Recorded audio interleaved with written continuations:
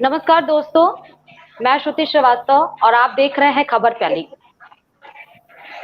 कहते हैं कि स्वस्थ शरीर में स्वस्थ मस्तिष्क वास करता है, लेकिन भाग दौड़ की जिंदगी और इतनी बिजी शेड्यूल, हमारी अनबैलेंस लाइफस्टाइल, अनबैलेंस डाइट ने किस तरीके से हमारे जो हेल्थ है उसके मीटर को डाउन करके रखा है।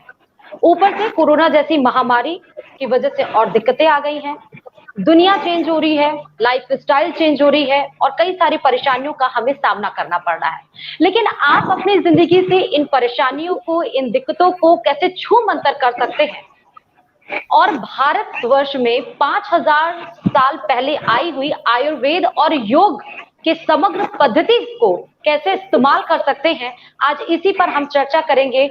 विश्व के एक्सपर्ट डॉक्टर सुनील कुमार वैदिक, बहुत बहुत स्वागत है आपका सुनील जी।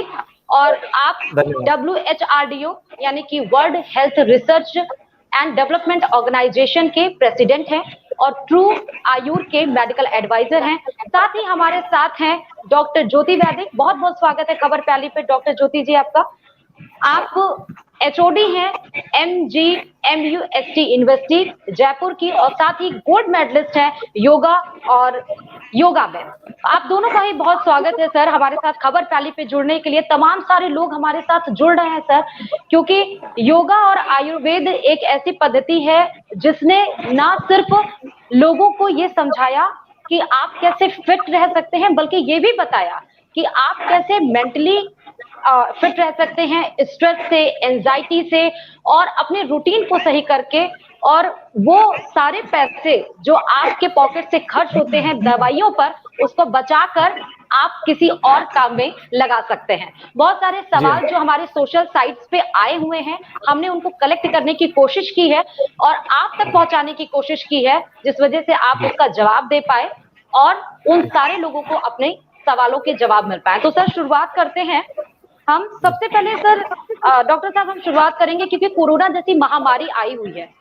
हमने देखा कि कोरोना के जो इफेक्ट है, जो इन्फ्लुएंस हुआ लोगों पर, वो ये हुआ कि लोगों के अंदर स्ट्रेस जैसे हमने साइड इफेक्ट्स देखे और एंजाइटी की चिंता हमने देखी। सबसे ज्यादा तो हमने देखा कि डिप्रेशन बहुत सारे लोगों को आ रही है, बीपी बढ़ जा रहा है लोगों को, और रेस्पिरेटरी यानी सांस लेने में तकलीफ, ये बहुत ज्यादा दिक्कत हो रही है, सीने में भारीपन लगता है। इसके लिए हम क्या करें, इसके लिए कौन सा योग करें, आयुर्वेद में हम कौन सी मेडिसिन लें? जी जी श्रुति जी, आपने बिल्कुल ठीक कहा कि अभी जो कोविड की महामारी के कारण से जो इतना जो भय फैल गया है, सामान्य जनता बहुत ज्यादा भयभीत हो गई है।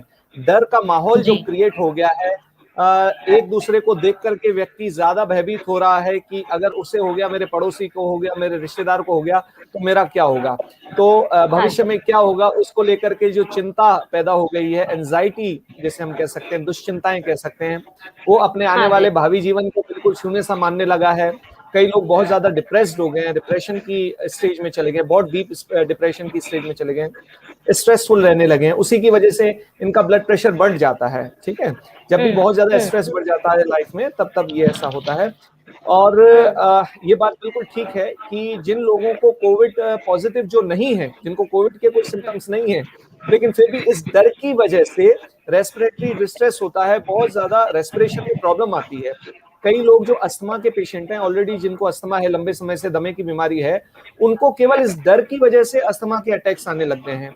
तो मैं आप सभी से गुजारिश करूंगा कि इस आपके चैनल के माध्यम से पूरे राष्ट्र से, पूरे विश्व से ये गुजारिश करूंगा कि आप भयभीत ना हो।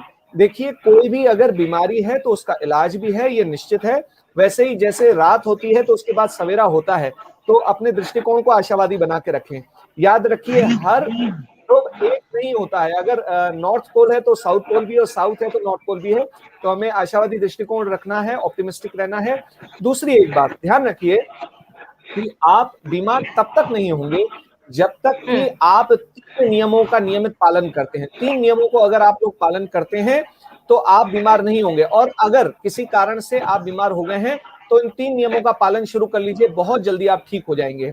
सबसे पहला नियम है, आप अपनी आहार, अपनी दिनचर्या में जो आहार लेते हैं उसके लिए फोकस हो जाइए। हमें जो भी आहार लेना है वो कच्चा लेना है और फ्रेश लेना है। सुबह के समय फलाहार, दोपहर के समय शाकाहार, और शाम के समय में सूप लेना है, क्योंकि वो बड़ा हल्का होता है। रात्रि जाते समय हमारा पेट चूंकि भारी आहार को ग्रहण नहीं कर पाता है, तो इस कारण से हमारा आहार बिल्कुल फ्रेश होना चाहिए और शाकाहारी होना चाहिए। जब भी आपको किसी भी तरह की कोई भी बीमारी होती है, वायरल, खास करके वायरल बैक्टीरियल इन्फेक्शन होता है, विशेष करके वायरल इन्फेक्शन में, तो हमें अगर हमारी दिनचर्या इस तरह की बन जाए जिसमें कि हम पूरी तरह से शाकाहार पे या फ्रेश फूड पे अगर रह सके, तो वो बहुत ज्यादा अच्छा रहेगा। और यूं भी हमारे दिन भर के आहार में जितना हो सके क्षारीय आहार हो। अगर क्षारीय आहार अधिक रहता है, एल्कलाइन फूड अगर ज्यादा रहता है वनस्पत एसिडिक फूड के, तो हमारी बॉडी का एनवायरनमेंट ऐसा बन जाता है, इंटरनल एनवायरनमेंट, हमारी बॉडी का जो ब्लड सेल्स हैं उनके लिए एनवायरनमेंट ऐसा बन जाता है जिससे कि हमारी इम्यूनिटी बिल्डअप हो जाती है और हमेशा रिटेन रहती है वो इम्यूनिटी, और हम बीमार नहीं पड़ते। दूसरा नियम है, हम खाना खा तो लेते हैं, पूरी तरीके से अपने ठसाठस पेट को भर भी लेते हैं, लेकिन वो एनर्जी का जो सोर्स हमने अपने अंदर डाला है, वो एनर्जी हमने उसका उपयोग नहीं किया, तो क्या होगा? एनर्जी के उपयोग का मतलब है हमने अपने शरीर का उपयोग ही नहीं किया, हमने व्यायाम नहीं किया, हमने श्रम नहीं किया, हमने परिश्रम नहीं किया। आज के समय में सबसे बड़ी परेशानी हो गई है कि वर्क एट होम हो गया है, कोई भी व्यक्ति बाहर नहीं जा पा रहा है, और इस वजह से जो लोग केवल पैदल चल पाते थे, अब उनका पैदल चलना भी बंद हो गया है। ऐसी स्थिति में हमें ये जरूरी है कि हम सुबह उठकर और शाम को भी दिन में 2 बार, अगर 2 बार नहीं हो सके कम से कम 1 बार, 1 घंटे का समय सुबह निकाल करके, खाली पेट 1 घंटे का समय निकालें, या कम से कम आधे घंटे का समय निकाल करके शारीरिक व्यायाम करें। शारीरिक व्यायाम की बहुत सारी पद्धतियां हैं, उनका उपयोग कर सकते हैं। योग बहुत ही श्रेष्ठ रहता है। योग के कई आसन, सूक्ष्म व्यायाम है, माइक्रो एक्सरसाइज जैसे हम कहते हैं, प्राणायाम है, इसके माध्यम से हम स्वस्थ रह सकते हैं। आप सूर्य नमस्कार कर सकते हैं। डॉक्टर ज्योति वैदिक आपको सूर्य नमस्कार करके दिखाएंगे अभी। आप सूर्य नमस्कार का उपयोग करें। 11 प्रकार के जो आसन होते हैं सूर्य नमस्कार में, आप उनका यदि उपयोग करते हैं नियमित, तो आप स्वस्थ रह सकते हैं। ये दूसरी डॉक्टर साहब, एक सेकंड आपको रोकना चाहूंगी, एक सेकंड। ये बीच में जो हमारे, क्योंकि लाइव चैट जा रहा है, ये लाइव शो जा रहा है, बहुत सारे लोगों के क्वेश्चन भी आ रहे हैं। इसमें सौरभ जी का एक नाम आया, वो कह रहे हैं कि उनको अस्थमा है और भय के कारण उनको ब्रीदिंग इश्यू आ रहा है, ये भी है। जी जी जी जी, बिल्कुल बिल्कुल, मैंने आपको यही बताया। उसके लिए सबसे बेहतर है हम सूर्य नमस्कार से शुरुआत करते हैं। सूर्य नमस्कार करते हुए, और जब सूर्य नमस्कार के पूरे 11 आसन पूरे हो जाते हैं, तो उसके बाद में हमें प्राणायाम पे फोकस करना चाहिए, भ्रामरी प्राणायाम करना चाहिए। तो सूर्य नमस्कार किया हमने, उसके बाद में भ्रामरी प्राणायाम किया, और इस तरीके से अनुलोम विलोम किया, तो उससे क्या होता है कि हमारे रेस्पिरेशन पे हमारा काबू होने लगता है, हमारा फोकस होता है। योग निद्रा इसके लिए बहुत ही अच्छा प्रक्रम है। योग निद्रा से बहुत अच्छा फायदा पड़ता है। मैं आपको ये भी बताना चाह रहा था कि जो तीसरा स्तंभ है वो इससे ही संबंधित है। हमें ये ध्यान रखना पड़ेगा कि हमने आहार अच्छा लिया, हमने व्यायाम भी किया, हमने परिश्रम किया, लेकिन उसके पश्चात अगर हमने आराम नहीं किया, यदि हमने ठीक तरीके से अपने आप को नींद नहीं दी, शरीर की जो सबसे बड़ी जरूरत आहार भी है, व्यायाम भी है, और उसके साथ में नींद भी है। तो मैं ज्योति वैदिक जी से कहूंगा कि आप वो करते रहिए। आप सूर्य नमस्कार, आप रुके ना बीच में, आप करते रहिए सूर्य नमस्कार, आप करते रहिए जी जी। तो अच्छा डॉक्टर साहब, इसी हाँ, कहने का मतलब ये है कि अगर ये तीनों आधार हम बना के रखेंगे तो निश्चित रूप से हम स्वस्थ रहेंगे। और अगर अस्वास्थ्य होता है तो इन तीनों नियमों का पालन करें, आहार अच्छा लें, व्यायाम की जगह पे ध्यान रखिए। यहाँ पे एक बात ध्यान रखने की है, जब आप बहुत ज्यादा बीमार हो जाते हैं तो सेलेक्टेड व्यायाम या आसन करने चाहिए। हमें अपने शरीर को बहुत ज्यादा थकाना नहीं है। उस समय चूंकि हम बीमार हो चुके हैं तो रेस्ट हमें ज्यादा लेना है। वनस्पत व्यायाम के प्राणायाम हम कर सकते हैं, कुछ एक आसन हम कर सकते हैं, वो निर्भर करता है किस तरीके की बीमारी है। एक चीज और मैं आपको जरूर कहूंगा, वायरल या बैक्टीरियल डिजीज में खास करके जो कोविड की परेशानी आई, उसमें हम लोगों ने ये जाना कि विटामिन सी का कितना बड़ा रोल है। तो विटामिन सी की टैबलेट्स न लेकर के, सिंथेटिक फूड में न लेकर के, यदि हम विटामिन सी का नेचुरल रूप से इस्तेमाल करें, जैसे संतरा, माल्टा, कीनू, या मौसमी आती है, अनानास आता है, आंवला है, अमरूद है, हर सीजन में जो जो चीजें विटामिन सी की निकलती हैं, हमें उनका उपयोग करते रहना चाहिए। तो उससे हमारी बॉडी की विटामिन सी की डेफिशिएंसी पूरी होगी। हमने डॉक्टर साहब ये भी देखा कि आपने कहा जैसे जिसको एज्मा की प्रॉब्लम है, कोविड आने की वजह से उनकी दिक्कत या उनकी एंजाइटी बढ़ गई, लेकिन बहुत सारे लोगों को कोई भी दिक्कत नहीं है, लेकिन उसके बाद भी रेस्पिरेटरी यानी ब्रीदिंग इशू आया है, उसके लिए वो क्या करें? कोई आसन है या आयुर्वेद में कोई मेडिसिन हो जिसको आप रिकमेंड कर सकते हैं? जी जी जी, देखिए एलोवेरा बहुत ही श्रेष्ठ विकल्प होता है। तुलसी बहुत ही जी। श्रेष्ठ विकल्प होता है। हमारे घर में एलोवेरा आसानी से उगाया जा सकता है। एलोवेरा जेल का हम हाँ। उपयोग करें। एलोवेरा जेल के अंदर काली मिर्च जो पाउडर है, काली मिर्च का जो पाउडर है, उस पाउडर को थोड़ा हाँ। सा उसमें डाल करके उसका हम सेवन करें। इसके अलावा उसमें अदरक का रस मिला करके भी हम सेवन कर सकते हैं।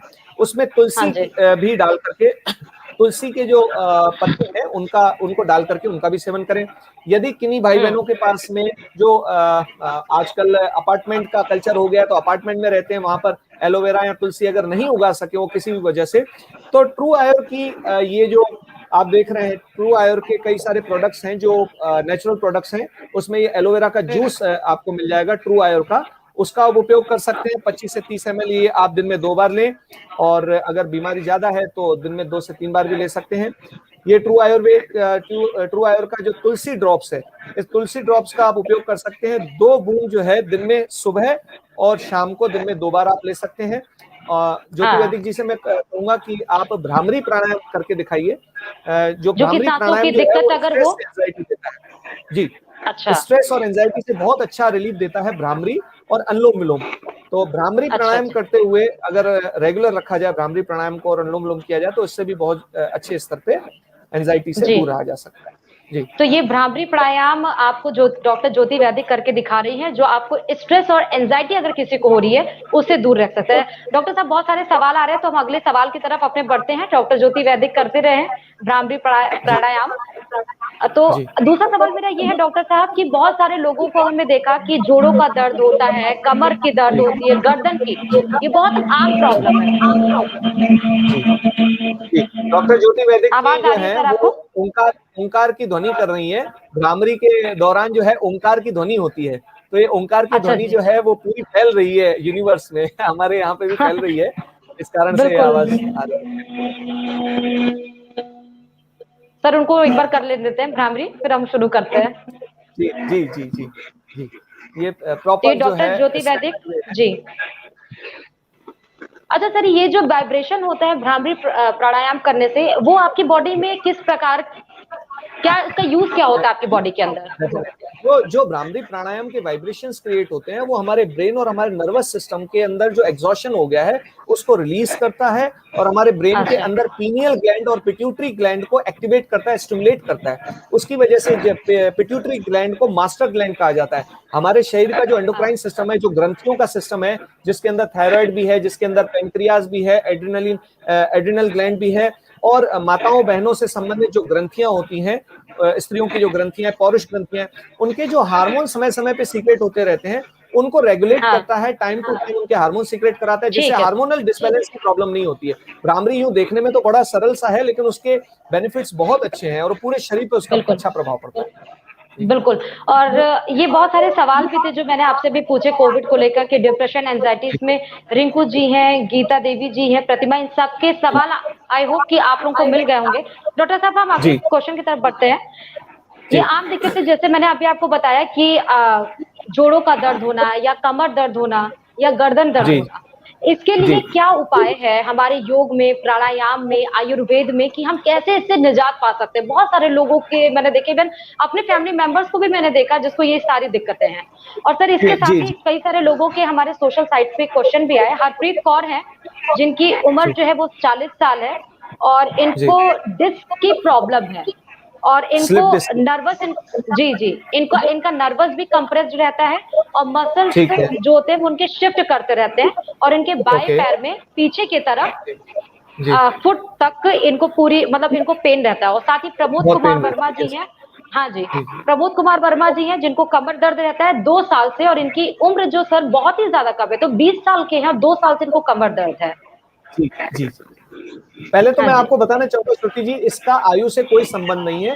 देखिए आज के हाँ समय में स्थिति ऐसी हो गई है कि जब आप वर्क फ्रॉम होम करते हैं, तो आप एक सामान्य व्यक्ति की जो दिनचर्या में जो व्यायाम या जो परिश्रम की जो जीवन शैली थी वो अब नहीं रही है। पहले के मुकाबले जी। अब परिश्रम बहुत ज्यादा कम हो गया है, शारीरिक परिश्रम विशेष करके, और मानसिक श्रम ज्यादा बढ़ गया है। अच्छा, उसमें भी हाँ। लैपटॉप और जो गैजेट्स हैं, जिनके सामने लंबे समय तक, घंटों तक बैठ करके हमारा जो रीढ़ की हड्डी का पोस्चर है वो बहुत ज्यादा झुक जाता है। उस कारण से गर्दन के, पीठ के और कमर के निचले हिस्से के जो दर्द है वो बहुत ज्यादा बढ़ जाता है। और मैं आपको बताना चाहूंगा एक बार कि हमारी रीढ़ की हड्डी ही जो है वो हमारे शरीर का स्तंभ है। अगर हमारा स्तंभ ठीक तरीके से नहीं रहेगा, वो यदि विकृत हो जाएगा तो हमारे पूरे शरीर की ओर जो छोटी छोटी बाल से भी बारीक नसें जा रही हैं, हमारे शरीर को बहुत ज्यादा जल्दी जल्दी थकाएंगी, जल्दी जल्दी बीमार करेंगी। और इसमें एक कॉमन प्रॉब्लम हो गई जो आपने बताई, गर्दन दर्द, जिसे सर्वाइकल स्पॉन्डिलोसिस भी कहा जाता है, और स्लिप डिस्क की समस्या हो गई है। जल्दी से जल्दी ये जो डिस्क है, जो दो रीढ़ की हड्डियों के बीच के अंदर जो डिस्क होती है, वो बल्ज हो जाती है, हर्निएट हो जाती है। उसकी वजह से नसें जो है वो कंप्रेस हो जाती हैं। उसकी वजह से जो नीचे वाला हिस्सा है, टांगों वाला हिस्सा है, उसमें लंबे समय तक पेन रहता है। तो ऐसे मेरे बहनों और भाइयों से मेरा ये परामर्श है, ये मेरा निवेदन है कि वे नियमित रूप से व्यायाम जरूर करें। अपने शरीर की मांसपेशियों को मजबूत बनाएं। अपने जोड़ों को मजबूत बनाने के लिए आपको व्यायाम जरूर करना है। व्यायाम में आपको क्या क्या करना है मैं आपको बता देता हूं। पहले तो हाँ जी। सूक्ष्म व्यायाम करना है आपको पीठ के और कमर के। ज्योति वैदिक जी से मैं कहूंगा कि वे पीठ और कमर के सूक्ष्म व्यायाम करके बताएं। तो पीठ और कमर के जो सूक्ष्म व्यायाम है वो आप देखेंगे। उन सूक्ष्म व्यायामों को करने के साथ ही साथ में फिर कुछ एक आसन होंगे, मरकट आसन और मकर आसन और वक्रासन आदि, जो ये एक्सरसाइज हैं, ये जो आसन है, अगर आप इन्हें करते हैं तो इससे भी आपको काफी अच्छा आराम मिलेगा।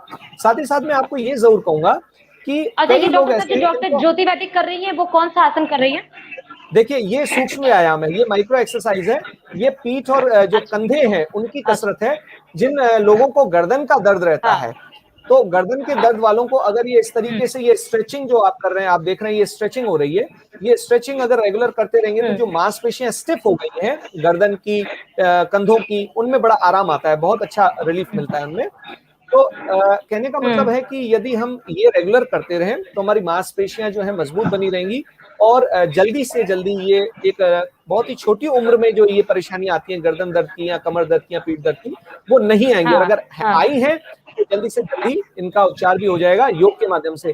एक चीज और मैं कहूंगा कि कई लोगों को ये प्रॉब्लम होती है क्योंकि उनको कब्ज की समस्या होती है। क्योंकि कब्ज, अगर जी पेट सर। हमारा साफ नहीं होता तब भी हमारे पेट के अंदर जो सबसे ज्यादा परेशानी होती है कब्ज की वजह से, वो पीठ दर्द, कमर दर्द हो जाती है। अक्सर बड़ी आयु में तो ये ज्यादा होता हाँ है। जी। तो ऐसा ना हो उसके लिए जरूरी है कि हमारा भोजन जो है वो रेशेदार रहे। हमारे दिनचर्या में व्यायाम जरूर इंक्लूड करें, और साथ ही एलोवेरा का उपयोग आप जरूर करें। एलोवेरा बहुत ही ठीक है। अच्छी औषधि है, ये लैक्सेटिव भी है और और कब्ज का भी सर इलाज सर करती है। सर इसी के बीच में एक और क्वेश्चन है हमारे साथ। रामव्रत जी का क्वेश्चन ये है कि यूरिक एसिड बढ़ जाता है, पैरों की गांठों में असहाय दर्द होता है जिसको सहना बिल्कुल इम्पॉसिबल है, उनके लिए वो जी क्या उपाय करें? जी जी।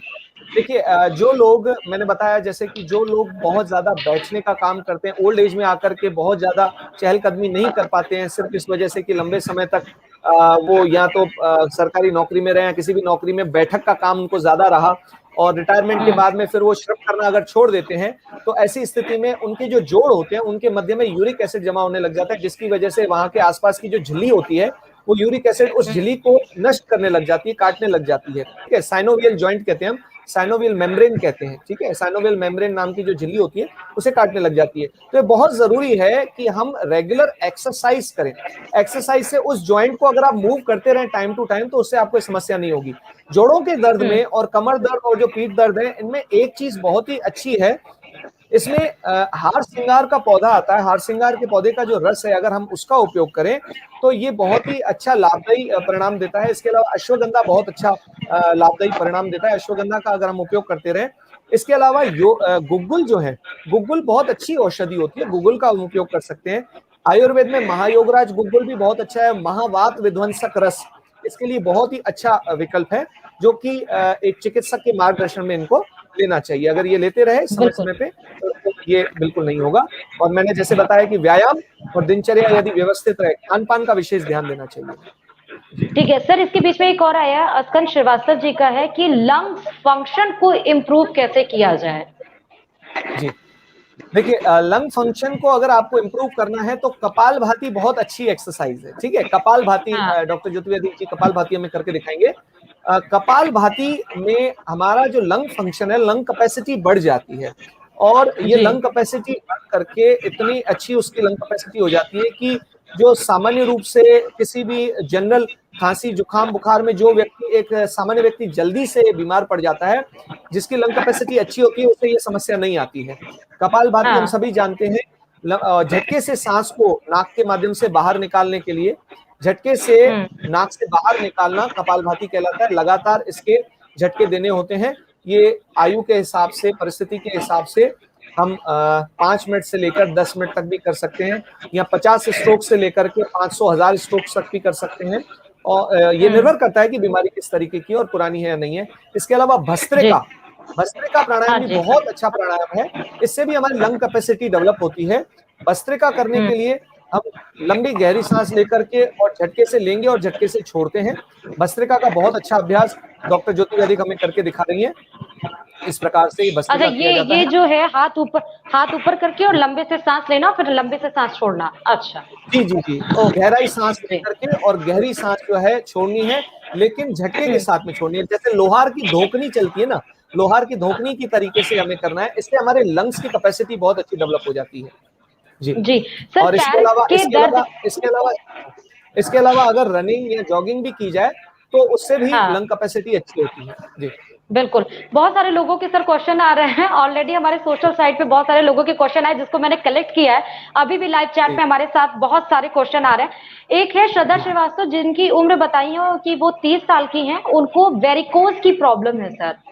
वेरिकोज की, पैरों में वेरिकोज की दिक्कत है और बहुत पेन रहता है, उसके लिए वो क्या करे? ठीक है, देखिए वेरिकोज वेन्स की जो समस्या है वो इसलिए आमजाम हो गई है क्योंकि वही मैंने बताया कि परिश्रम का बहुत ज्यादा अभाव हो गया है। परिश्रम के अभाव के कारण से नीचे की जो मांस, खास करके वेरिकोज वेन्स की जो समस्या है वो टांगों के नीचे की ओर ज्यादा होने लगी है, और उसके अंतर्गत जो शिराएं हैं वो फूल जाती हैं। उनके जो वॉल्व्स होते हैं वो जो वॉल्व्स बिल्कुल पास में रहते थे, बहुत स्टैंडर्ड फॉर्म में रहते थे, वो दूर हो जाते हैं, जिसकी वजह से रक्त जो है वो ऊपर जाने के बाद में फिर नीचे आने लग जाता है। जबकि यूजुअली जो होता है, अधिकतर जो होता है, वो जो उनके बीच के जो वॉल्व्स होते हैं, कपाट जो होते हैं शिराओं के बीच में, वो बंधे हुए होते हैं। इसकी वजह से एक बार अगर खून ऊपर की ओर चला गया तो वापस नीचे नहीं आता है। लेकिन चूंकि वो शिराएं फैल जाती हैं, वो वेन्स फैल जाती हैं, उसकी वजह से वहां पर वो रक्त जो है जमा होने लग जाता है, जिसे हम वेरिकोज वेन्स कहते हैं। लेटरली ये स्टेज जो है वेरिकोज अल्सर्स में कन्वर्ट हो जाती है।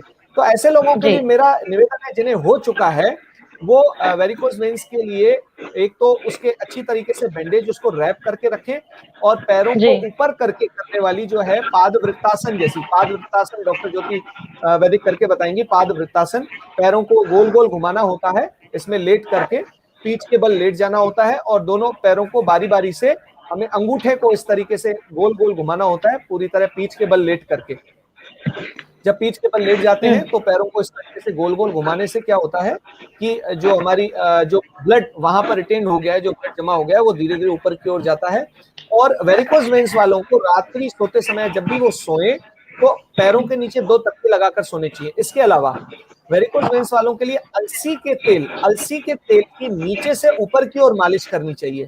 यदि पैरों में है तो, यदि हाथों में है तो उन्हें नीचे से ऊपर की ओर मालिश करते रहनी चाहिए, और लगभग सारा दिन पट्टी बांध के रखनी चाहिए। और इसके अलावा एप्पल सिडार विनेगर, सेब के सिरके का यदि नियमित रूप से सेवन किया जाए, अदरक के रस में मिलाकर के, अदरक का रस मिला करके, सेब का सिरका और थोड़ा शहद, यदि इसका नियमित सेवन किया जाए तो भी इससे बहुत जल्दी निजात पाया जा सकता है। ठीक है सर, क्योंकि बहुत सारे लोगों के क्वेश्चन आ रहे हैं, तो मैं बता दूं जितने भी दर्शक हमारे साथ लाइव में जुड़े हुए हैं, जिन्होंने भी सोशल साइट पे हमें क्वेश्चन भेजा था, हर एक क्वेश्चन हमने कवर किया। धीरे धीरे आपके क्वेश्चंस के आंसर्स आपको मिलेंगे, इससे थोड़ा सा पेशेंस जरूर रखें। सर अगले क्वेश्चन की तरफ अगर हम बढ़े, तो अभी ये भी आम प्रॉब्लम हमने देखा है, घुटने का दर्द बहुत ज्यादा होता है सर। और फिर ये भी हमने देखा कि डॉक्टर्स, अगर सुनने में ये भी आया है कि बहुत सारे लोग ये भी बोलते हैं कि घुटने बदलवाने के लिए या सर्जरी करवाने की बात अगर आती है, एडवाइस दी जाती है, तो उनके लिए क्या उपाय है? और एक प्रश्न भी जैसे आया है कि उनके घुटने का ग्रीस खत्म हो चुका है और कार्टिलेज यानी कि गादी जो है वो उनकी घिस गई है, लेकिन वो ऑपरेशन भी हुआ है, लेकिन अभी भी सर उनके पैर में दर्द रहता है घुटने में। उनकी उम्र 43 साल है। और गीता देवी जी हैं जिनके हाथ, पैर, सर और कान के पीछे, मतलब ऑलमोस्ट उनको कान के पीछे, उनके हाथ में, उनके पैर में दर्द रहता है। और एक रत्नेश जी हैं सर, उनको भी उनके पैरों में भी बहुत ज्यादा दर्द रहता है। उनकी उम्र 41 साल है। उनके लिए क्या उपाय है? देखिए, मैंने जैसे पहले ही बताया था कि घुटने का दर्द हुआ या जोड़ों का दर्द हुआ, ये प्राय करके उन लोगों को ज्यादा होता है जिनकी बॉडी में परिश्रम की कमी होती है। दूसरा, उनका आहार जो होता है वो ऐसा नहीं होता है जो हमारे शरीर के अनुकूल बना हुआ हो। उन्होंने लंबे जी। समय तक यदि किसी ने एसिडिक फूड लिया है, यानी तला भुना चिकना आहार खाया है, वो हमारे शरीर के लिए फेवरेबल नहीं होता है। ऐसी स्थिति में यूरिक एसिड जमा होना शुरू हो जाता है। ऐसे लोग जो परिश्रम नहीं करते हैं, जिनके जीवन में परिश्रम का अभाव है, ऐसे लोगों के जोड़ों के अंदर यूरिक एसिड जमा होना शुरू हो जाता है, जो उनके अंदर की झिल्ली को नष्ट करना शुरू करता है।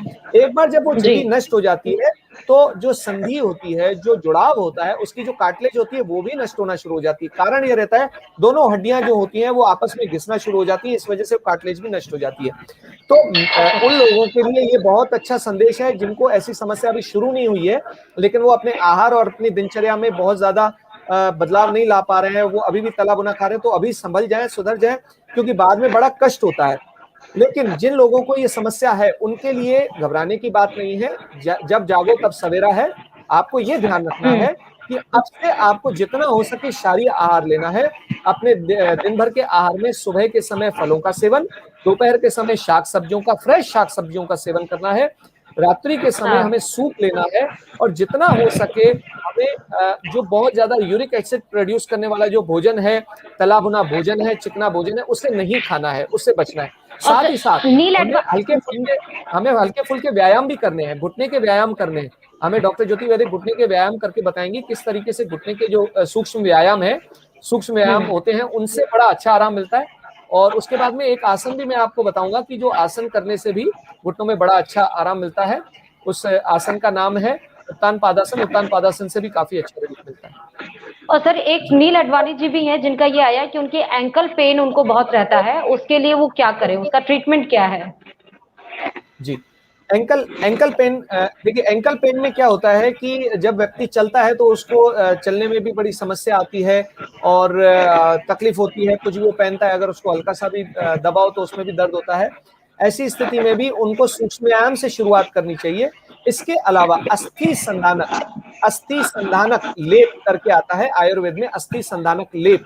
आप उस अस्थि संधानक लेप, और अगर वहां पर उस एरिया में सूजन है तो शोथारी लेप, ठीक है, या दशांग लेप, इन दोनों को समान मात्रा में, अस्थि संधानक और दशांग लेप को समान मात्रा में लेकर इसको इसके अंदर पानी मिला करके इसका लेप तैयार करके, थोड़ा गाढ़ा लेप बनाए, इसको हल्का गर्म करके और उसको उस इफेक्टेड एरिया पे लगा करके, कॉटन लगा के रात भर इसको बैंडेज लगा करके इसको लपेट करके सो जाए। सुबह 8-10 घंटे बाद में उठेंगे तो आपको इससे बड़ा अच्छा रिलीफ मिलेगा। साथ ही एलोवेरा का, आप पूरे दिन भर में एलोवेरा जेल का भी उस जगह पे उपयोग करके और धूप के अंदर बैठ सकते हैं। घुटने के दर्द वाले जो रोगी हैं, उनको भी एलोवेरा जेल का घुटनों पर हल्के हल्के हाथ से मालिश करें, और जब आप मालिश करें तो धूप की, जो सवेरे की धूप है उसके सामने मालिश करें, तो उससे भी आपको काफी अच्छा रिलीफ मिलेगा। ठीक है। और हमारे साथ जो ऑनलाइन गेस्ट जुड़े हैं, मैंने फिर आपसे कहा कि मैं आपके क्वेश्चंस को बार बार उठा रही हूँ और वो सारे क्वेश्चंस हमारे पास हैं, तो प्लीज थोड़ा सा पेशेंस रखिए। डॉक्टर साहब, हम आगे बढ़ते हैं। घुटनों का दर्द हो गया, इसके साथ ही हमने ये भी कहा, अब हम बढ़ते हैं आगे कि बहुत सारे लोगों के हमारे पास क्वेश्चन आए कि र्यूमोटाइड, ये क्या होता है, और शरीर के जोड़ों में जो हम दर्द देखते हैं या फिर गठिया की दिक्कत, बहुत सारी हमने देखी गठिया की जो प्रॉब्लम्स आती हैं। किसी ने ये सवाल हमसे पूछा है, उनकी उम्र 51 साल है, प्रतिमा जी हैं, और वो कह रही है कि पिछले 7 साल से उनका इम्यूनिटी सिस्टम जो है वो ऑटो पे है और उन्हें इसकी गठिया की दिक्कत है, उसके लिए वो क्या करें? जी, आपने बिल्कुल सही कहा कि जिन्हें रूमेटॉइड आर्थराइटिस हो जाता है या गठिया की समस्या हो जाती है, उनके लिए जीवन एक बोझ सा लगने लगता है। लेकिन एक बात ध्यान रखें, कोई भी समस्या तत्काल शुरू नहीं होती है। इसकी शुरुआत हम बहुत पहले ही कर चुके होते हैं, बाद में तो ये परिणाम या फल के रूप में हमें दिखाई देते हैं। आर्थराइटिस के रूप में चल नहीं पाता है व्यक्ति, और जब जोड़ मूव करता है तो उसमें बड़ा उसको पीड़ा होती है, बड़ा दर्द होता है, तकलीफ होती है, और खास करके उसकी मनोस्थिति बड़ी ही विकृत होने लगती है, वो बहुत जल्दी निराश हो जाता है व्यक्ति। तो हमें ये ध्यान देना चाहिए कि आर्थराइटिस ना हो उसके लिए क्या करें, और अगर हो गया है तो क्या करें। दोनों ही प्रश्नों का उत्तर समान है। हमें हमारे आहार को बदलना होगा। हमारा आहार जितना हो सके क्षारीय रखना चाहिए। मैंने बताया कि जी हमें अंकुरित आहार ले सकते हैं, हम फलों का, सब्जियों का, फ्रेश फल और सब्जियों का सेवन करें। इसके अलावा एलोवेरा बहुत ही अच्छा विकल्प है।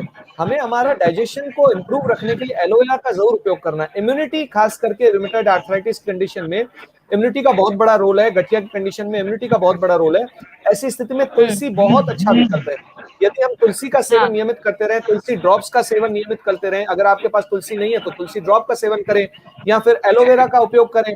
एलोवेरा नियमित लेने से भी आपके शरीर की इम्यूनिटी बहुत अच्छी बनी रहती है।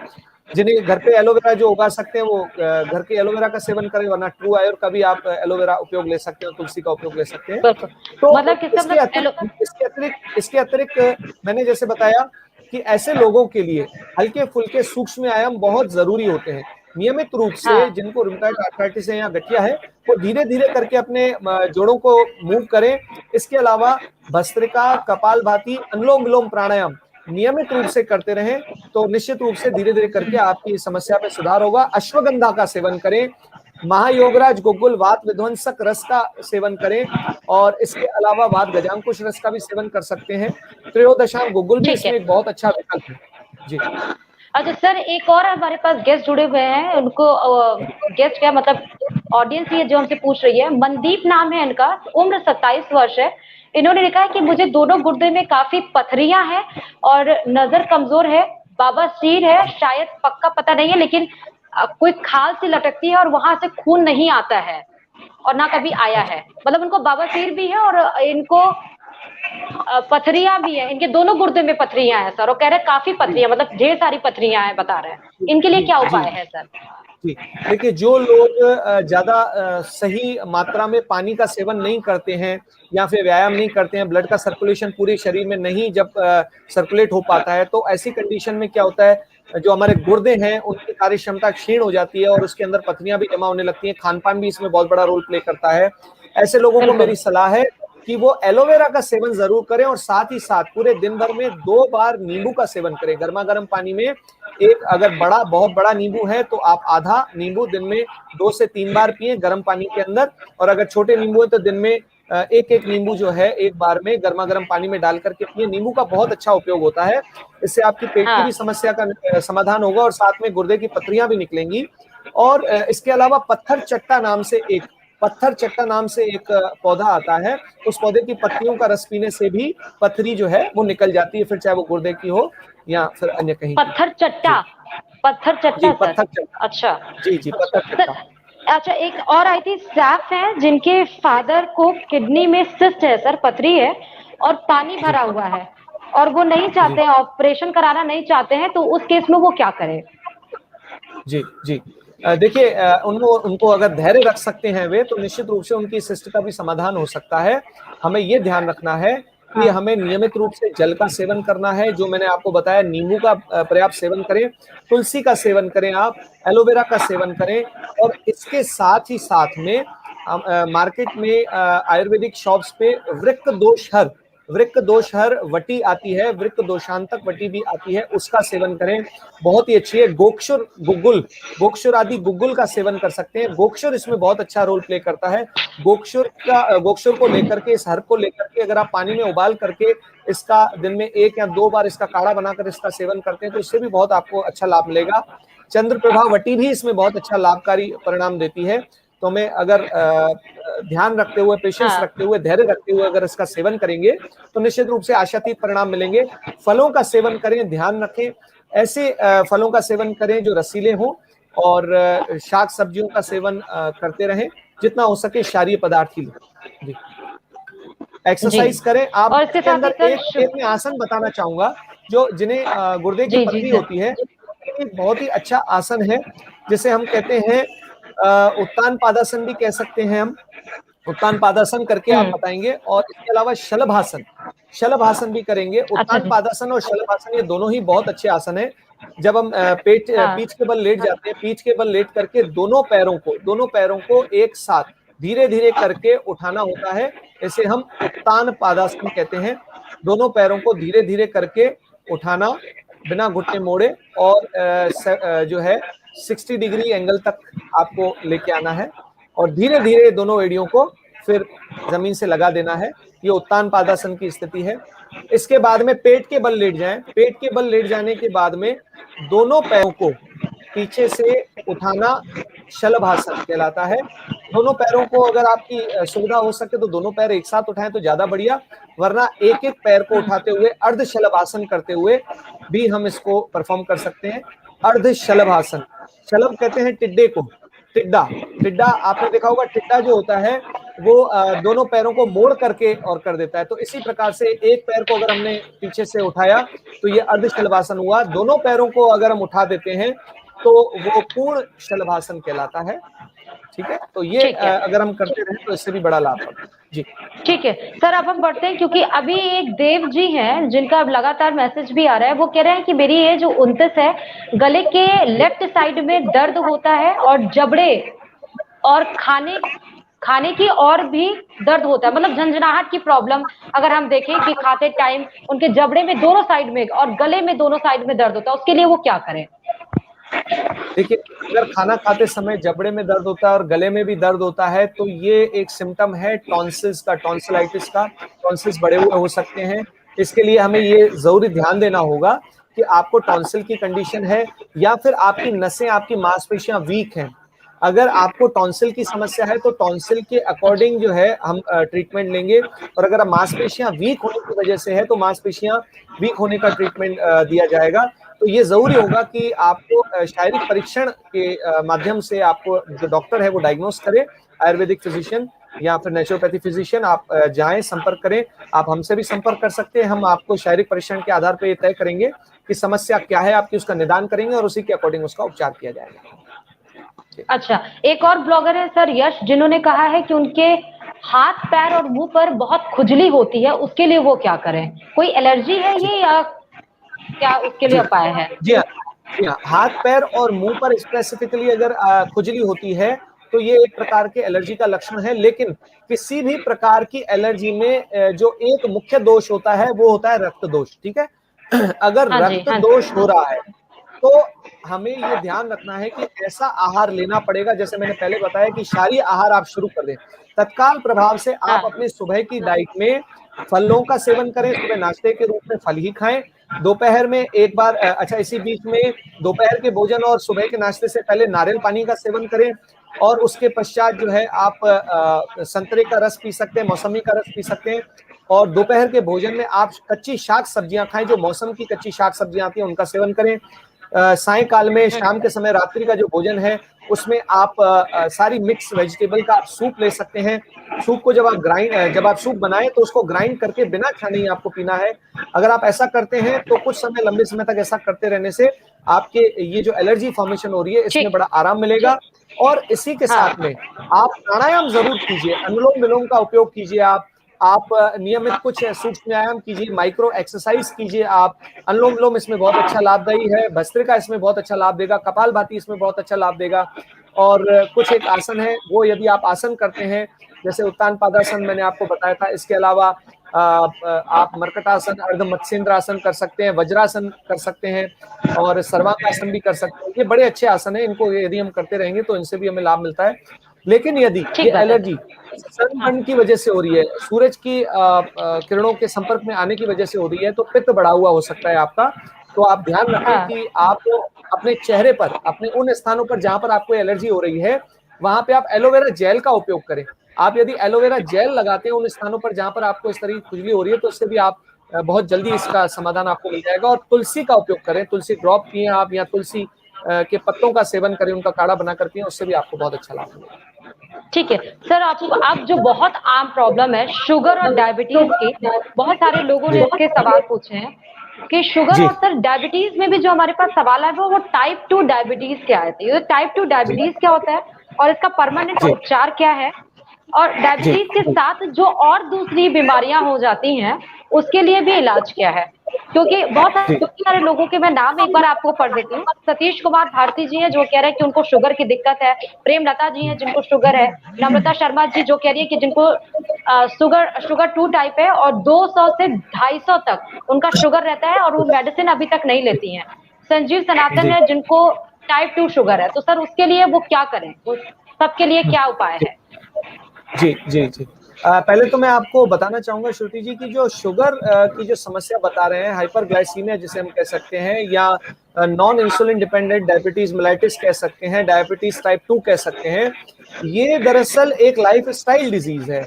जो व्यक्ति अपनी लाइफस्टाइल को मेंटेन नहीं रख पाता है, स्ट्रेस मैनेजमेंट टेक्निक्स नहीं जानता है, अपने शरीर को श्रम से नहीं गुजारता है, परिश्रम पर्याप्त नहीं करता है, आहार ठीक तरीके से नहीं लेता है, न्यूट्रिशनल फूड नहीं लेता है, शरीर के लिए जो जरूरी आहार चाहिए वो यदि समय पर उसे नहीं देता है, तो ऐसे लोगों को डायबिटीज टाइप 2 होने की संभावनाएं या टाइप 1 होने की भी संभावनाएं, जो इंसुलिन डिपेंडेंट डायबिटीज होती है वो भी हो सकती है उन्हें, तो ये संभावनाएं बढ़ जाती हैं। तो ऐसी स्थिति में बहुत जरूरी होगा कि हम पहले अपनी दिनचर्या को सुधारें और साथ ही साथ में हम व्यायाम करना शुरू करें। व्यायाम इसमें बहुत अच्छा रोल प्ले करेगा। सबसे पहले सूक्ष्म व्यायाम हम करते हैं, हम अपने शरीर से संबंधित जो सूक्ष्म व्यायाम होते हैं वो करते हैं, पेट के व्यायाम हम करते हैं, और इसके अलावा हमें ये ध्यान देना होता है कि हमें उसमें कौन से आसन करने चाहिए। अर्ध मत्स्येंद्र आसन इसमें बहुत ही अच्छा आसन होता है। अर्ध मत्स्येंद्र आसन ये जो डॉक्टर ज्योति वैदिक जी कर रही है, मंडूकासन है, मंडूकासन भी आप कर सकते हैं, योग मुद्रा भी कर सकते हैं, और इसके अलावा अर्ध मत्स्येंद्र आसन बहुत अच्छा आसन होता है इसके लिए। इसके अलावा डायबिटीज वालों के लिए मैं जरूर कहूंगा कि वो करेले के रस का, नीम के पत्तों का चटनी लेकर के या करेले का रस लेकर के नियमित रूप से पिएं, एलोवेरा का सेवन जरूर करें, और लौंग और दालचीनी का उपयोग आप जरूर करते रहें, तो इससे संबंधित जो अन्य जो परेशानियां हैं उन्हें नहीं होंगी। डायबिटीज होने पर प्राय करके क्या होता है, हमारे जो मेजर ऑर्गन्स होते हैं हमारे शरीर के, खास करके हृदय है, गुर्दे है या ब्रेन है, ये जल्दी डैमेज हो सकते हैं। तो इसलिए बहुत जरूरी होगा कि हम अपनी डायबिटीज को ना केवल कंट्रोल करें बल्कि ठीक करें। तो उसके लिए जरूरी है कि आपकी डायबिटीज का स्तर क्या है उसको आप समझें और उसके अनुकूल आप डाइट लें। यहाँ पर ये संभव नहीं होगा कि डायबिटीज की पूरी आहार प्रक्रिया क्या होनी चाहिए या उसको क्या औषधि देनी चाहिए, आयुर्वेद में उसकी क्या उपचार पद्धति है, वो यहाँ पर मैं बता सकूं। इसलिए ऐसे जो डायबिटीज के लोग हैं उनको नियमित रूप से व्यायाम करना बहुत ज्यादा जरूरी है, और स्ट्रेस मैनेजमेंट के लिए योग मुद्रा या योग निद्रा भी की जा सकती है। योग निद्रा की प्रक्रिया दिन में 2 बार किया जाए तो इसके अंदर भी डायबिटीज में बहुत अच्छे परिणाम मिले हैं, और मैं उनसे यही कहूंगा उन पेशेंट्स को कि वो फिजिशियन से, आयुर्वेदिक नेचुरोपैथी फिजिशियन से मिले और उन्हें अपनी समस्या बताएं और उसी के अनुरूप वो अपना समाधान लें और उपचार कराएं। ठीक है डॉक्टर साहब, अगले क्वेश्चन की तरफ हम बढ़ते हैं। नर्वस सिस्टम की कमजोरी हमने देखी, और उसमें साथ साथ हमने देखा याददाश्त कम होना या फिर शरीर में कमजोरी आना, ये बहुत सारे लोगों की परेशानी हम लोगों ने देखी है। तो इसके लिए क्या उपाय है? और साथ ही एक सवाल भी जुड़ा हुआ है, प्रकाशी वर्मा जी हैं, उनकी पौत्री है जो पैरों से मतलब पंजों से चलती है और एड़ी से नहीं चल पाती है। ये किस तरह की बीमारी हम पा रहे हैं आपके जनरेशन में, ये क्या होगा? और सर इसके साथ ही नीलेश यादव जी हैं, एक मिनट सर, इसके साथ ही नीलेश यादव जी हैं जिन्होंने फिर से बोला है कि थायराइड से उन्हें झंझनाहट और सुन्न पड़ जाता है। शशांक शुक्ला जी हैं जो कहते हैं कि बहुत नींद आती है उन्हें, आंखें दर्द होती हैं। निखिल प्रजापति है जो कह रहा है हाथ पैर भी सुन्न पड़ जाता है, उंगलियों में उनकी टिंगलिंग होना शुरू हो जाता है, दांतों में झंझाट। और राम राजीव जी हैं, वो कहते हैं कि जब कुछ भी वो खाते हैं तो पूरे शरीर में उनके गर्मी फैल जाती है। इतने सारे लोगों के सवाल सर इससे जुड़े हुए हैं। जी जी जी देखिए श्रुति जी, आपने नर्वस सिस्टम से संबंधित जितनी भी आपने परेशानियां बताई वो प्राय करके नर्वस सिस्टम के जो डिसऑर्डर्स हैं उन्हें बताया आपने। इसमें याददाश्त का कम हो जाना या नसों में जो पेन होना, जिसे न्यूरेल्जिया भी कहा जाता है, नसों से संबंधित तकलीफ होना, बड़ी पीड़ा होती है उस स्थिति में। इसके अलावा व्यक्ति बहुत ज्यादा एग्जॉस्टेड रहता है। ये सारी की सारी जो तकलीफें हैं नसों संबंधित या नर्वस सिस्टम से रिलेटेड है। हमें ये समझना होगा कि हमारा नर्वस सिस्टम क्यों फेल हो जाता है या नर्वस सिस्टम के डिसऑर्डर में क्यों होते हैं। इसके लिए समझना बहुत जरूरी होगा। जो लोग अपनी क्षमता से ज्यादा तनाव ले लेते हैं या बहुत ज्यादा चिंता करने लगते हैं, चिंताग्रस्त होने लगते हैं, या अपने शारीरिक क्षमता से ज्यादा वजन उठाने लग जाते हैं या श्रम करने लग जाते हैं, उनका भी नर्वस सिस्टम बहुत जल्दी वीक हो जाता है। या फिर ऐसे लोग जो बहुत ज्यादा शराब का सेवन, सिगरेट का सेवन या नशीली दवाओं का सेवन अधिक मात्रा में करते हैं, एलोपैथी की दवाइयां भी अतिरिक्त या अधिक मात्रा में लेने से भी नर्वस सिस्टम बहुत जल्दी कमजोर हो जाता है। ऐसे लोगों को मेरी सलाह है कि वे नर्वस सिस्टम की इस कमजोरी को दूर करने के लिए आयुर्वेद और नेचुरोपैथी की शरण लें, योग की शरण लें। पूरी तरह से वो चाहे किसी भी प्रकार की समस्या हो, लकवे की समस्या हो, नर्वस सिस्टम की कमजोरी की समस्या हो, याददाश्त की कमी की समस्या हो, पूरी तरह से ये समस्या ठीक हो सकती है। मैं आपका ध्यान ठीक है। एक और दिलाना चाहूंगा। पार्किंसंस डिजीज, ये भी नर्वस सिस्टम का एक डिसऑर्डर है। पार्किंसंस डिजीज का भी हमने बहुत अच्छे स्तर पर क्योर किया है लोगों को, केवल योग, आयुर्वेद और नेचुरोपैथी के पद्धति के उपयोग करवा करके ही। और ऐसे कई पेशेंट जिनमें पार्किंसंस डिजीज थी, कंपवात जिसे आयुर्वेद की भाषा में कहा जाता है, सामान्य भाषा में, जिसमें शरीर के सारे अंग लगातार हिलते रहते हैं और चेहरे की मांसपेशियां भी लगातार हिलती रहती हैं। व्यक्ति अपने हाथ से भोजन भी नहीं कर पाता, कारण यह कि उसका हाथ रुक नहीं पाता है, वो पानी का ग्लास भी नहीं पकड़ पाता है। ऐसे लोगों को भी हाँ। हमने योग, प्राकृतिक चिकित्सा, आयुर्वेद से ठीक किया है। आपने एक सवाल पूछा था कि एक जो है बच्ची है, वो पंजों के ऊपर चलती है, वो एड़ी नीचे नहीं रख पाती। ऐसी स्थिति जो आपने मुझे अभी वर्णन किया, मुझे लगता है ये सेरेब्रल पाल्सी का पेशेंट है। सेरेब्रल पाल्सी भी अच्छा, एक अच्छा। प्रकार का नर्वस सिस्टम का डिसऑर्डर है। ये एक जन्मजात रोग है। इसके लिए जरूरी होगा कि ऐसे पेरेंट्स जिनके बच्चों को ऐसी समस्या है, वो नेचुरोपैथ और आयुर्वेदिक फिजिशियंस के पास जाएं, योग फिजिशियंस के पास में जाएं। उनके लिए वहां पर बहुत अच्छा विकल्प है और ऐसे सीपी के पेशेंट्स को ठीक होने की संभावनाएं ऐसी पद्धतियों में ज्यादा है। जी। ठीक की बात है। सर, उसके बाद भी बहुत सारे लोगों के क्वेश्चन है। उमेश जी हैं जो ये कह रहे हैं लगातार कि बवासीर की, सर क्योंकि पाइल्स की बहुत दिक्कतें सामने आ रही हैं, उन्हें पाइल्स है और पाइल्स के भी अलग-अलग तरीके, कोई कहता है कि खूनी पाइल्स है, कोई कहता है कि मांस लटकता है, तो उनकी बहुत ज्यादा दिक्कत है, उसके लिए वो क्या करें? वो बार-बार पूछ रहे हैं। जी, देखिए खूनी पाइल्स हैं या पाइल्स पाइल्स के कई प्रकार होते हैं। खूनी पाइल्स होती है, बादी पाइल्स होती है, वात वाली पाइल्स होती है, बहुत ज्यादा तकलीफ देती है, उसमें से पस भी निकलती है, किसी के खून भी निकलता है। तो पाइल्स का जो मुख्य कारण होता है वो कब्ज होती है। ऐसी दिनचर्या जिसमें परिश्रम नहीं हो, श्रम का बिल्कुल अभाव हो, या ऐसा खान पान जिसके अंदर बहुत तीखापन हो, बहुत मिर्च मसाले वाली चीजें हो, या गरीय चीजें हों और गरिष्ठ चीजें हों, तली भुनी चीजें हों, ऐसी चीजें खाने से हमारा जो पाचन तंत्र है वो विकृत हो जाता है और जी। कोष्ठबद्धता यानी कॉन्स्टिपेशन की समस्या आम हो जाती है। और हाँ। हमारी जो आंतें हैं वो ठीक प्रकार से गति नहीं कर पाती है, जिसकी वजह से जो है पाइल्स हो जाता है। अब इसका जी। सरल समाधान है, हमें रेशे वाले आहार लेने चाहिए। पाइल्स का घरेलू उपचार मैं आपको बताऊंगा, एलोवेरा का यदि हम उपयोग नियमित रूप से करें तो पाइल्स का बहुत अच्छा उपचार है। एलोवेरा जेल का उपयोग, एलोवेरा रस का भी आप उपयोग कर सकते हैं, एलोवेरा जूस आप पी सकते हैं। एलोवेरा जूस नियमित रूप से पीने से भी पाइल्स की समस्या में निजात पाएंगे आप लोग। इसके अलावा रेशेदार आहार लेने से भी पाइल्स की समस्या से निजात पाया जा सकता है। और इसके अलावा ठीक है। अर्शोहर वटी, अशोघ्न वटी भी इसका बहुत अच्छा उपचार है। और नियमित रूप से आप जल की पर्याप्त मात्रा में जल का सेवन करें। फलों का गूदा आप लें, विशेष करके आप पपीता ले सकते हैं, पपीते का आप उपयोग करें।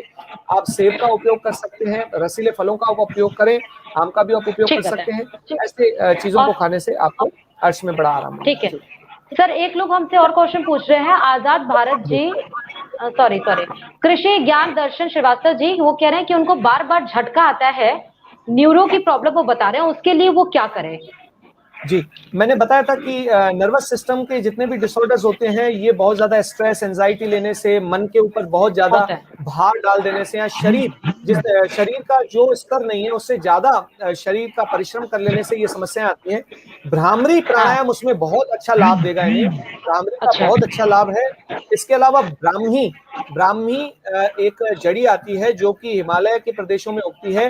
ब्राह्मी वटी के रूप में भी वो आपको आयुर्वेदिक की स्टोर्स पर मिल जाएगी। शंख पुष्पी बहुत अच्छा विकल्प है। इसके अलावा उस्ते खदूस या खसखस का भी आप सेवन कर सकते हैं। बादाम को आप घिस करके ले सकते हैं, आप भिगो करके रात में भिगो ठीक है। करके सुबह आप ले सकते हैं।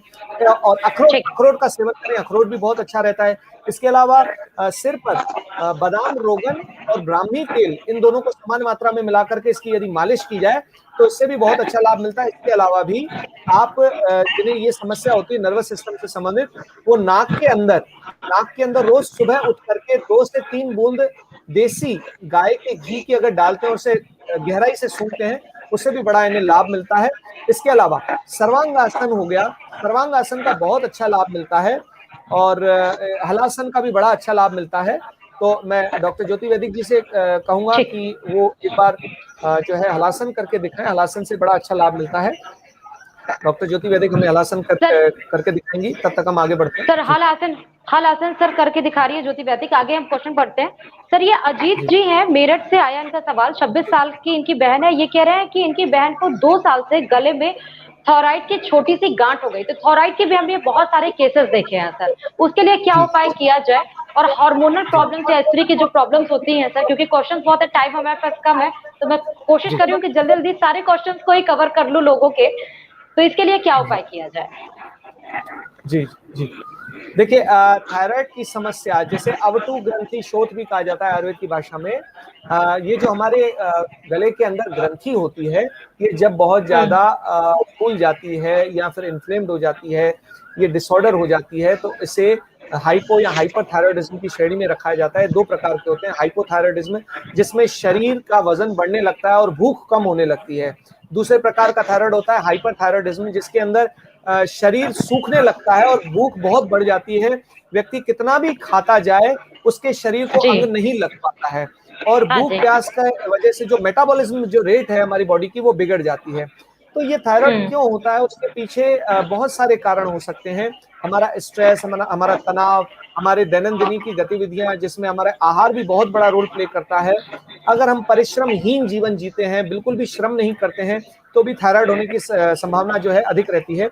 थायराइड की कंडीशन में ध्यान रखें, थायराइड की कंडीशन में एक बहुत ही अच्छा प्राणायाम मैं आपको अभी बता रहा हूं, उसे यदि नियमित रूप से किया जाए तो थायराइड की कंडीशन में बहुत अच्छा लाभ मिलता है। अच्छा, जालंधर बंध लगा करके, जालंधर बंध लगाना।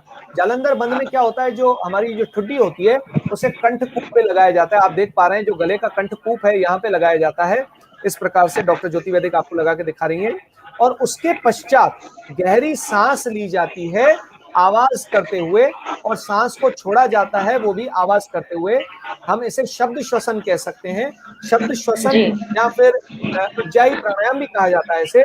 हमें जो ये ठुड्डी है उसे कंठकूप में लगाना होता है, उसके बाद में लंबी गहरी सांस आवाज करते हुए लेनी होती है, कुछ इस तरह से।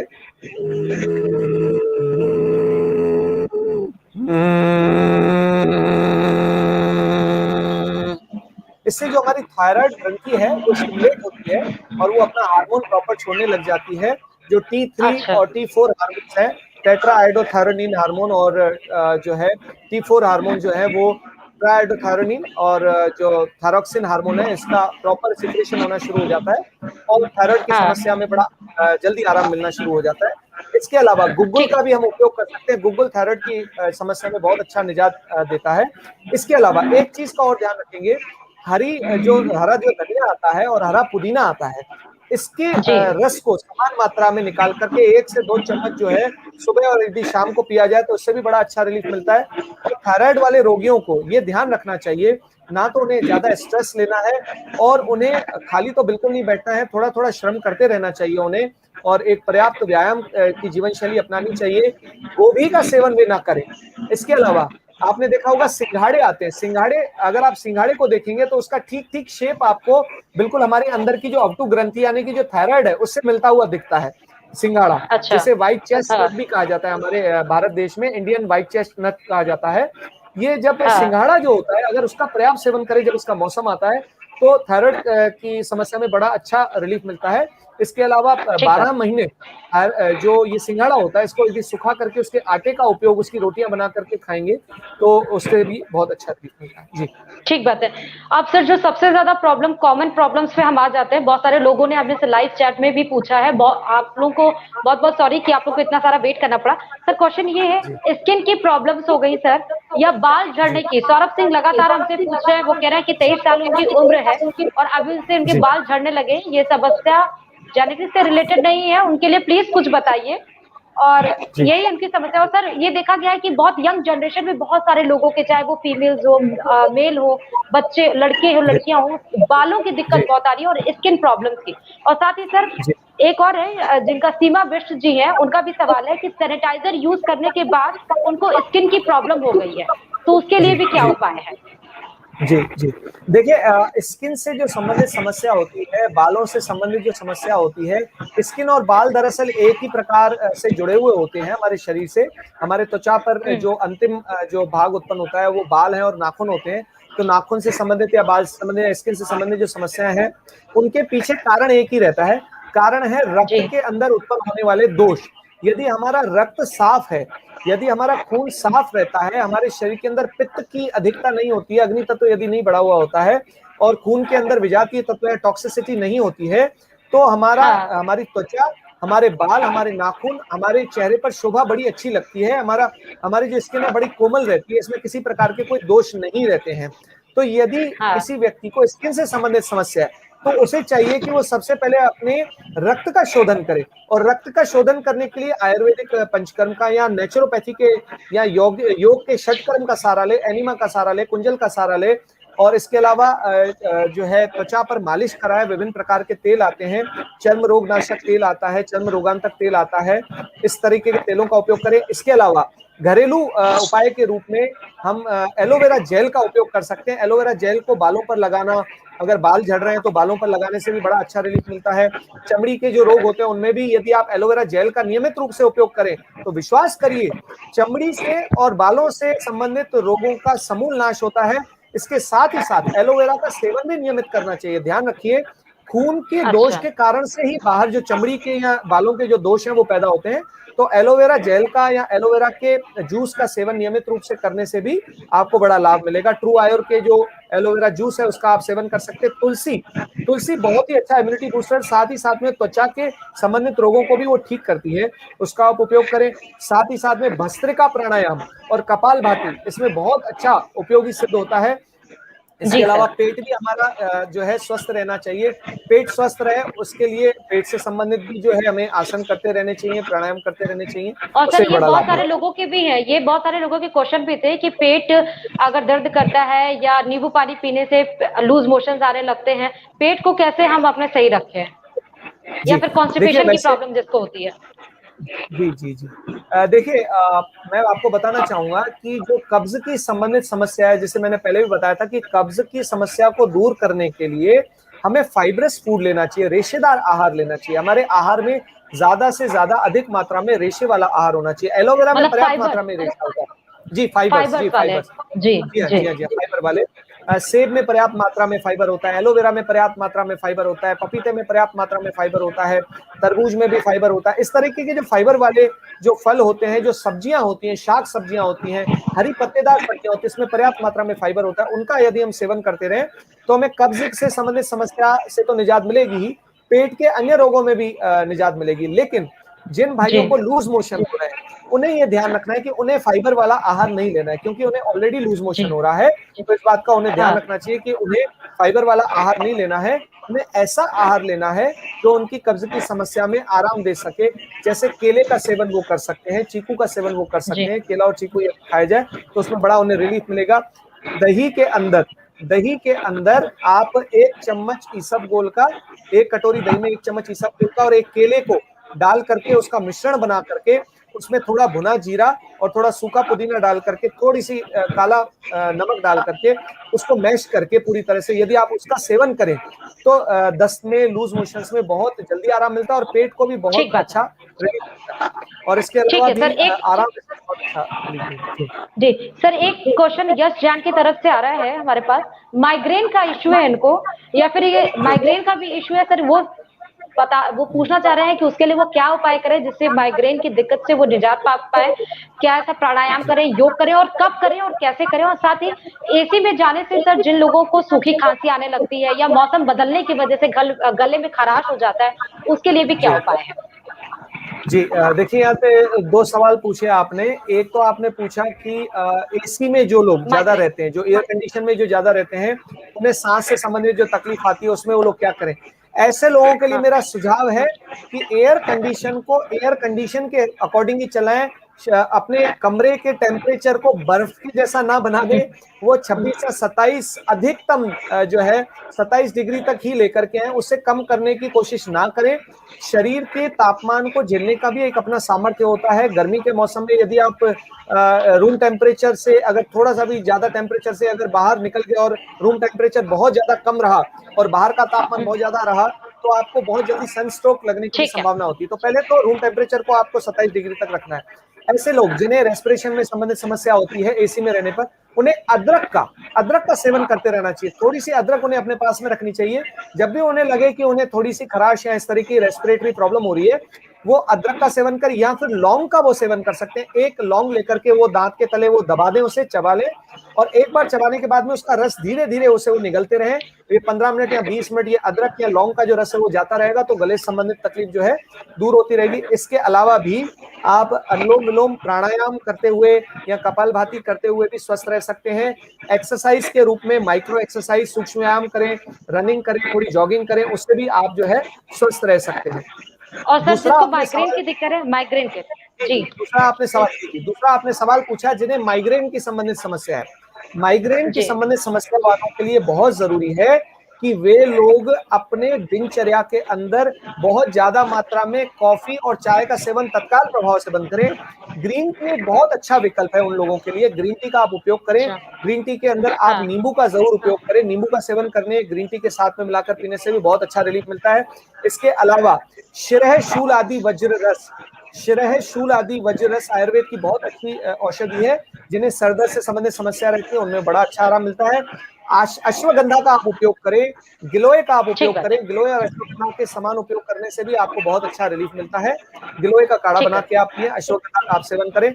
और साथ ही साथ एक और बात मैं कहना चाहूंगा, जिन्हें माइग्रेन से संबंधित समस्या रहती है वो रोज सुबह उठ करके अपनी नाक में देसी जो गाय का घी है वो जरूर 2 से 3 बूंद दोनों नोस्ट्रिल्स में डालें।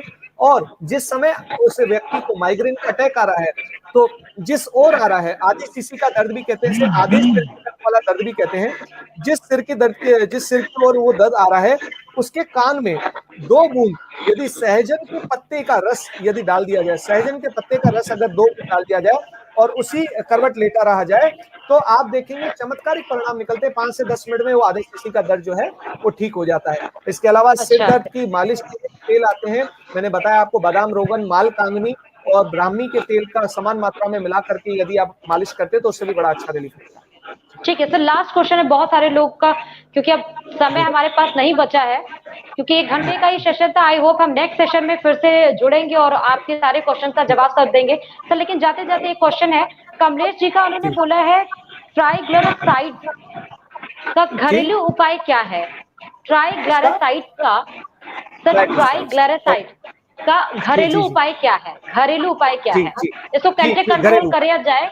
जी जी, ट्राइग्लिसराइड्स तो पहले हमें समझना पड़ेगा कि बढ़ता क्यों है। ट्राइग्लिसराइड्स का मतलब होता है ग्लिसरीन, और होता क्या है सर? हाँ जी, ग्लिसरीन के 3 मॉलिक्यूल्स मिल करके ट्राइग्लिसराइड्स पैदा करते हैं, जो कि हमारे शरीर की जो वेसल्स होती हैं, ब्लड वेसल्स होती हैं, उनके अंदर जाकर के वो जम जाता है और आगे चल के उस ब्लड के सर्कुलेशन में बाधा पैदा करता है। आगे चल के इससे संबंधित हार्ट डिजीज भी हो जाती है, हमारे ब्रेन से संबंधित स्ट्रोक भी हो सकता है, इसमें ब्रेन डिजीज भी हो सकती है। तो ट्राइग्लिसराइड्स का स्तर ना बढ़े उसके लिए बहुत जरूरी है कि ग्लिसरीन यानी कि जो ग्लूकोज है उससे संबंधित जो प्रोडक्ट्स हैं हम उसे ना खाएं। यानी कि शक्कर से संबंधित जो प्रोडक्ट्स हैं, बहुत ज्यादा जो शुगर वाले प्रोडक्ट्स होते हैं उनका उपयोग करना बंद कर दें तत्काल प्रभाव से, और फलों का सेवन ज्यादा करना शुरू करें। ध्यान रखिए, फलों के अंदर का ग्लूकोज जो होता है वो शरीर के लिए हार्मफुल नहीं होता है, वो ट्राइग्लिसराइड लेवल को नहीं बढ़ाता है। इसके अलावा जो भी वसा, ऐसी वसा होती है जो एनिमल से रिलेटेड होती है, एनिमल फूड से बनती है, उस वसा का सेवन भी आप कम कर दें। और साथ ही साथ में अदरक का रस, ध्यान रखें, अदरक का रस, सेब का सिरका, लहसुन का रस और शहद, इसे समान मात्रा में लेकर के इसका सेवन करने से, या फिर इन तीनों को यानी कि सेब के सिरके को और लहसुन के रस को और अदरक के रस को और नींबू के रस को उबाल करके जितनी मात्रा में आप उबाल रहे हैं उससे जब वो आधा रह जाए उसके बाद में इसमें शहद डाल दें और उसके पश्चात 20 से 30 ml की मात्रा में एक बार सुबह और एक बार शाम को लेना यदि शुरू करते हैं, उससे भी ट्राइग्लिसराइड्स का लेवल बहुत जल्दी नीचे आ जाता है। लौंग के सेवन से भी ट्राइग्लिसराइड्स का लेवल जो है वो नीचे आ जाता है। ग्रीन टी के सेवन से भी ट्राइग्लिसराइड्स का लेवल जो है नीचे आ जाता है। इसके अलावा कपालभाति, भस्त्रिका प्राणायाम करने से और साथ ही साथ में मैं आपका ध्यान दिलाना चाहूंगा, यदि नियमित रूप से व्यायाम किया जाए तो भी ट्राइग्लिसराइड्स के लेवल को आप कंट्रोल कर सकते हैं और ठीक कर सकते हैं। ठीक है सर, एक लास्ट सवाल है बस, सॉरी एक लास्ट, बट ये लास्ट ही है। नजर को बहुत सारे लोगों ये पूछ रहे हैं कि जिसकी नजर कमजोर है उसको नजर के मतलब विजन को बढ़ाने के लिए क्या उपाय किया जाए, क्या ऐसा आसन है, क्या खाए पिए? जी जी देखिए, नजर से संबंधित, क्योंकि हमारी आंखें भी जो होती हैं वो त्वचा से ही संबंधित एक प्रकार का अंग होता है, वो त्वचा के बहुत करीब होता है। तो जैसे मैंने बताया, त्वचा से संबंधित त्वचा के जो करीबी अंग होते हैं उनके लिए सबसे श्रेष्ठ जो आहार होता है वो एलोवेरा है। एलोवेरा जूस का आप उपयोग नियमित करें। त्रिफला का आप नियमित उपयोग करें। त्रिफला के नियमित उपयोग करने से भी आंखों की रोशनी बढ़ती है। इसके अलावा सप्तामृत लोह, सप्तामृत लोह ये एक आयुर्वेदिक औषधि है। इसकी आयु के आधार पे, आयु के परिमाण के आधार पे 2-2 गोली के रूप में दिन में 2 या 3 बार भी आप जो है ले सकते हैं। और त्रिफला घृत का, त्रिफला के घी का भी आप उपयोग कर सकते हैं, दूध में मिलाकर पी सकते हैं। इसके अलावा ये ध्यान रखना चाहिए, हमें आंखों के व्यायाम जो है, डॉक्टर ज्योति हमें आंखों के व्यायाम करके बताएंगी।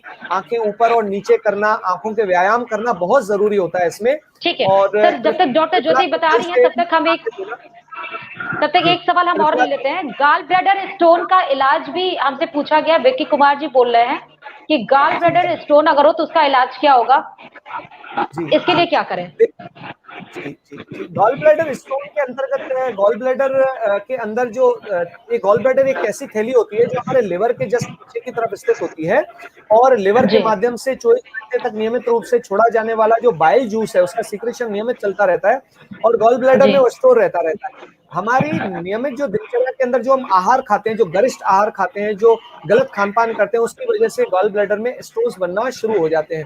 गॉल ब्लैडर के स्टोन को रिमूव करने के लिए बहुत जरूरी है कि सबसे पहले हम आहार को ठीक करें और उसके पश्चात आयुर्वेद और नेचुरोपैथी की ऐसी चिकित्सा पद्धतियों का उपयोग करें जिससे गॉल ब्लैडर और आहार नाल की सफाई हो सके। गॉल ब्लैडर और आहार नाल की सफाई होने पर मैं बता देना चाहूंगा, इसके अंतर्गत कुछ एक प्रकार की ऐसे प्रोसेसेस होते हैं जिससे शरीर को डिटॉक्सिफाई किया जाता है। कुंजल, एनिमा, मिट्टी आदि रख करके शरीर के अंदर के जो अंग है उनको सफा किया जाता है। इसके अलावा कुछ एक ऐसे प्रोसेस होते हैं जिसे औषधियों को पिला करके भी गॉल ब्लैडर के स्टोन को रिमूव किया जाता है।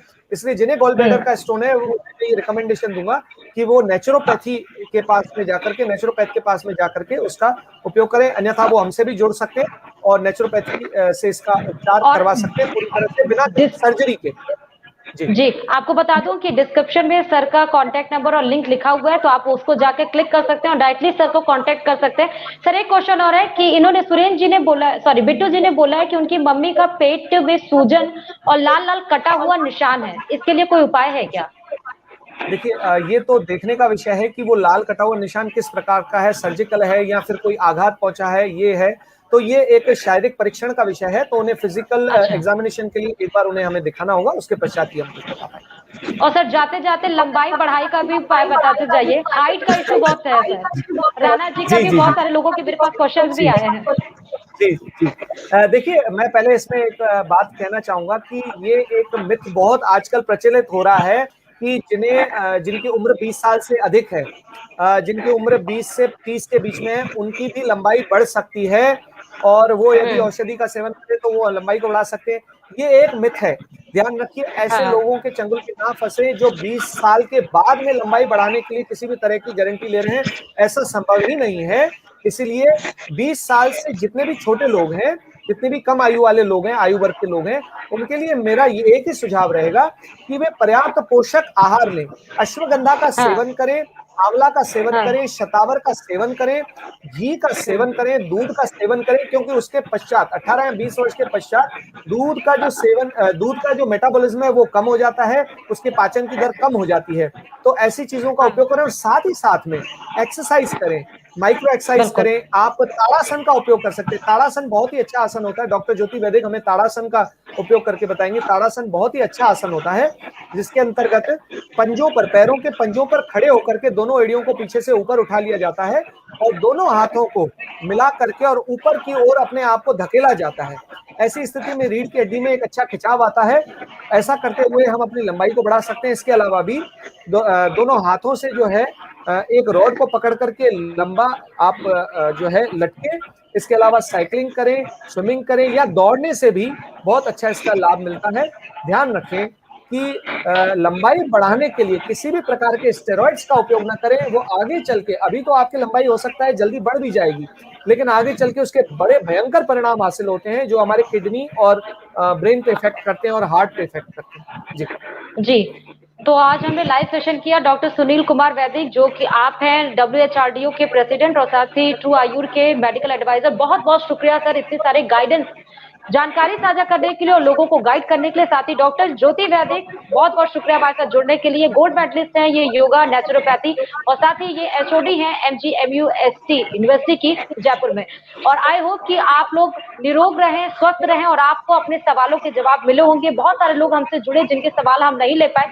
1 घंटे का ये सेशन था, लेकिन 10 मिनट ज्यादा हमने जाके, सेशन से ज्यादा हमने जाके डिस्कस किया, क्योंकि डॉक्टर्स के पास टाइम बहुत लिमिटेड टाइम होता है, उनको पेशेंट्स को ट्रीट भी करना होता है, इसलिए हम ज्यादा वक्त नहीं ले सकते। लेकिन फिर भी 10 मिनट जाके आपने हमारे ऑडियंस को और हमें वक्त दिया सर, बहुत बहुत शुक्रिया। डॉक्टर ज्योति, बहुत बहुत शुक्रिया हमारे साथ खबर प्याली से जुड़ने के लिए। खबर प्याली फिर से आपके लिए एक प्रोग्राम लेके आ रहा है, हेल्थ चक्रा। हर रविवार को हम एक बीमारी लेकर आएंगे और उससे आपके जुड़े सारे सवालों के जवाब हम उन एक्सपर्ट से पूछेंगे। हेल्थ चक्रा हर रविवार यूट्यूब, खबर प्याली की यूट्यूब पर ये प्रोग्राम स्टार्ट होने जा रहा है। तो हम आपको पहले से बता देंगे कि ये हम संडे को किस टॉपिक पर हम वो प्रोग्राम रख रहे हैं। डायबिटीज पे है कि शुगर पे है कि बाल झड़ने पे कि पेट दर्द पे है, उससे जुड़े आप अपने सारे सवाल शुक्रवार तक भेज सकते हैं और संडे को हम वो लाइव सेशन करेंगे जिसमें आपको अपने सवालों के जवाब मिलेंगे। आप निरोग रहें, स्वस्थ रहें, खुश रहें, इसीलिए आज लाइव प्रोग्राम रखा गया है। योगा करिए, फिट रहिए और हेल्दी रहिए। और जो भी डिस्क्रिप्शन में लिंक है, आपको ट्रू आयुर के मेडिकल किट है एलोवेरा और तुलसी का, वो डिस्क्रिप्शन में दिया गया है। प्लीज उस लिंक को जाके आप क्लिक करके आप अपने आप को फिट करने के लिए, अपने इम्यूनिटी सिस्टम को बूस्टअप करने के लिए उसको ऑर्डर कर सकते हैं। और साथ ही डॉक्टर सुनील कुमार वैदिक से भी आप सीधे कांटेक्ट कर सकते हैं, डिस्क्रिप्शन में हमने आपको लिंक दिया हुआ है। किसी और मुद्दे के साथ, किसी और खबर के साथ और आपको फिट रखने के लिए किसी और एक्सपर्ट विश्व गुरुओं के साथ हम आप बात करेंगे। तब तक के लिए नमस्कार। बहुत बहुत शुक्रिया सर हमारे साथ जुड़े। बहुत बहुत शुक्रिया डॉक्टर ज्योति। Thank you.